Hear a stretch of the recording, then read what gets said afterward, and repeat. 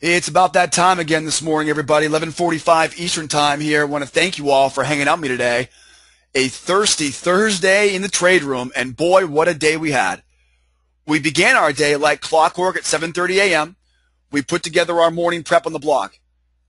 Now, again, we posted our fully automated results. Here's the link for the fully automated results on the blog. And then, again, I'm not a big stickler in hindsight. Let's go back to the morning prep. And let's recall what we talked about here this morning. What was our trading strategy, first of all, on crude oil? Our trading strategy was pretty simple. It was we wanted to sell, all right? Strategy was pretty simple. We knew we had this bear channel. So we expected the lows to be sloppy. But most importantly, our strategy said, if we are below the previous low of day, we want to sell retracements. It's called an outside day. The next thing we have is we have this trigger zone. Okay, the trigger zone uses this major swing high way up here. So the trigger zone, as you can see, has been tested once, twice, and it failed the third time. So that's two big clues. So we have the crude oil this morning breaking through major support, the trigger zone, and below the previous low of day, which tells me outside day, and that outside day tells me sell retracements.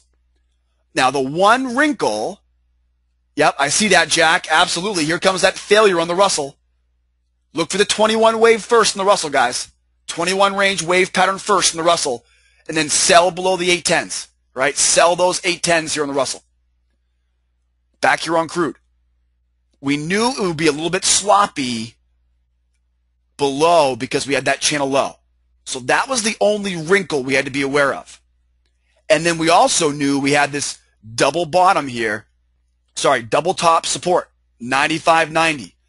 So we had reason to believe the price would get sucked down to that 95.90. That was at 7:30 this morning. We also knew if we broke back above the previous low of day, right? Can't forget about that. If we were to fail and go back above the previous lows, what does that tell us? You got it. Buy pullbacks. The sellers have failed.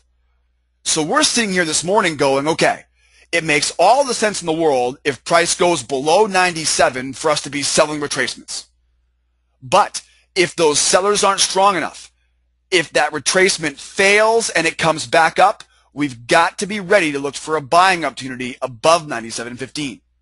That was the strategy this morning at 7:30. Okay, at the same time, we also planned out our trades in very good detail here. You can see we do a very good job of being very specific, okay, as far as what our plan of attack is going to be. So the blog had all of these specifics listed for us here this morning at 7:30, and we just simply followed the plan. Okay, the euro this morning. Euro was a hurry up and wait market, unlike yesterday. Remember yesterday? Yesterday, we sold the highs on the euro, and crude was sloppy as the dickens yesterday. So we swapped them around today. Today, the euro is sitting in the middle. It, of course, is working out for a big winner for you right now, but this morning, our plan was avoid that middle, and then if price went higher, we would sell the highs. And that's exactly what we're doing on the euro right now. So our plan was pretty specific. On crude, if we went below the 97, we're selling retracements. If we went back above 97, we'd look to buy a pullback. So here's what happened on crude. Let me get rid of these little circles here because we're looking for taking profit of those green circles. Here's the 34 range on crude. And here's what happened. And I'm going to use the 34 range chart because you're going to see here, we took 3 trades today of over 50 ticks. Well, one was 42 ticks, but I got a bad bounce on it. Everyone else got their 50 ticks on that one. So again, 3 trades today, over 50 ticks of profit on crude, and all 3 of them came fast tracks, and we used this chart to do it. Now let's focus our attention right around this part right here. So focus your attention right here.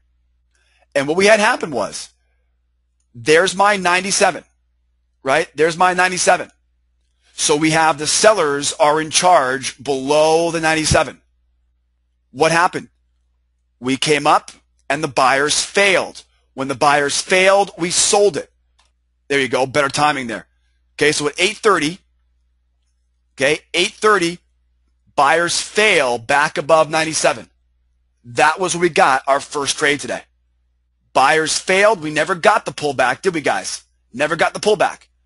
So when the buyers failed, we sold the failure, going with the plan. Notice momentum was perfect. After the jobless claims came out, perfect trade, perfect execution, perfect trade management. That was our first trade, 50-tick winner. Fast track, 50-tick winner.